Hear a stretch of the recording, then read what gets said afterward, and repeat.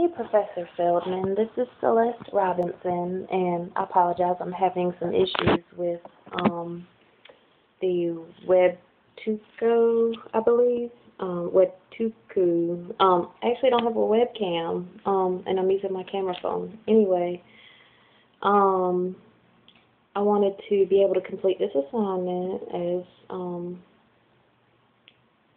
I said I was going to, and anyway, what I am to do is to reflect on the course material for the first half of the term in reference to the ethics, because it is kind of confusing because there's so many different ethical codes depending on kind of what you're into. There's the specialty guidelines for forensic psychology, there's the ACA, ACA in reference to corrections, there's the ACA the counseling, there's APA, oh my goodness. So it can be quite confusing, and a lot of them overlap, but,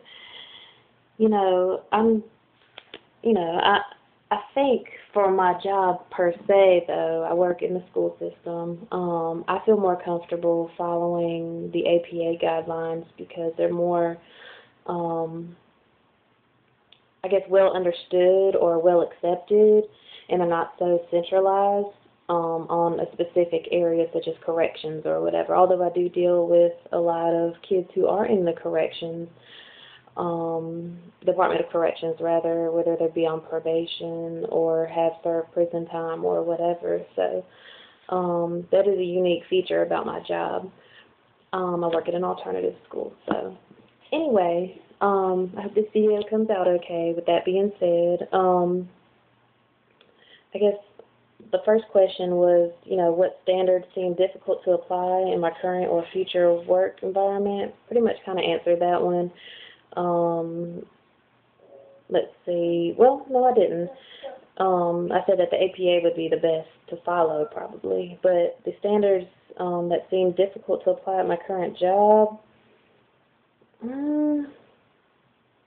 don't know, because I'm a case manager, so I kind of do perform quasi-psychology. I maintain records. I have a very unique position in the school system, as my job is actually the only one of its kind in Durham Public Schools. So, but I am kind of partial, like I said, to the APA code, ethics and standards, and actually none of the standards seem difficult to apply in my current position.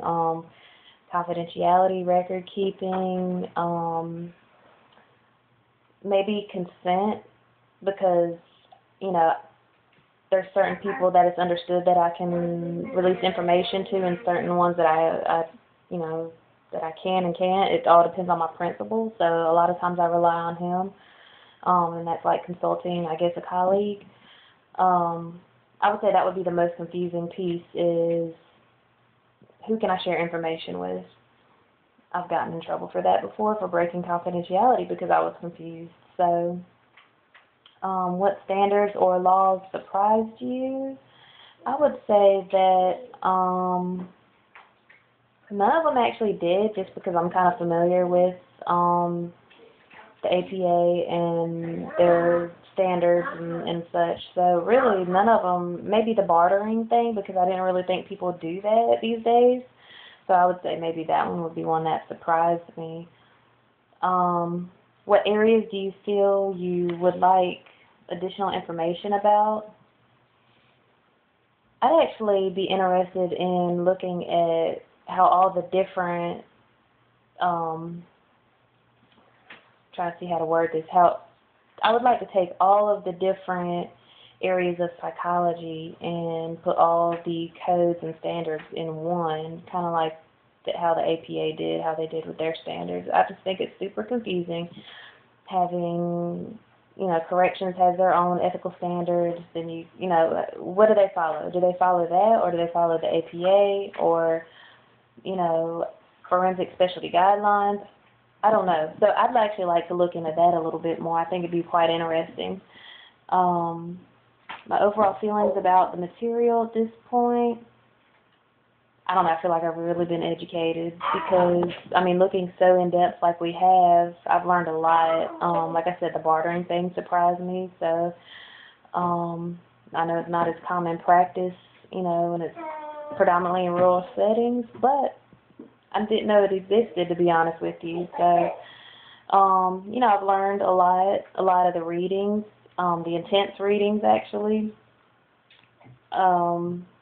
I don't know, I just learned a lot of detailed pieces about the APA Code of Ethics that I didn't know because we've actually been studying hardcore. So that was really, really nice because I really needed to know all that, especially about the confidentiality, which is something that I'm a talker, so I have to be careful what I say and what information is. I just have to be careful what I say, basically. Because I tend to get a little wordy, mouthy. I don't know. I mean, and I don't do it out of malice. I just don't think. Because I have good intentions behind it. So that's something as a professional that I need to work on. What questions do you have about any of the material? I don't really have any questions except for I'd like to know how all those different ethical codes and standards kind of work together professionally. Again, that's something that I would like more information about. I think that'd be really interesting. What are you hoping to see as we move into the second half of the course? Actually, we're near the end, so and I don't know. I've just been trying to catch up. I've been trying to play catch up, and things have actually taken a different turn than when we spoke before. I'm not even at my mom's house now, so I really do appreciate you, helping me out as much as you have.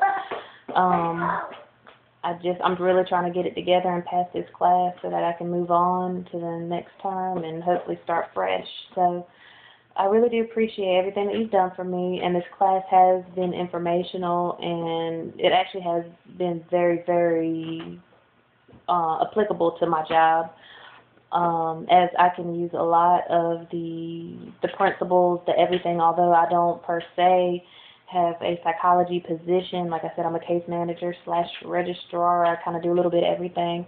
So I can use those same professional principles in my job setting today and maybe in the future with whatever endeavors that I go into. I just want to say thank you for everything and for making me think and for teaching and all that kind of good stuff. Again, this is Celeste Robinson, and have a good day. Bye.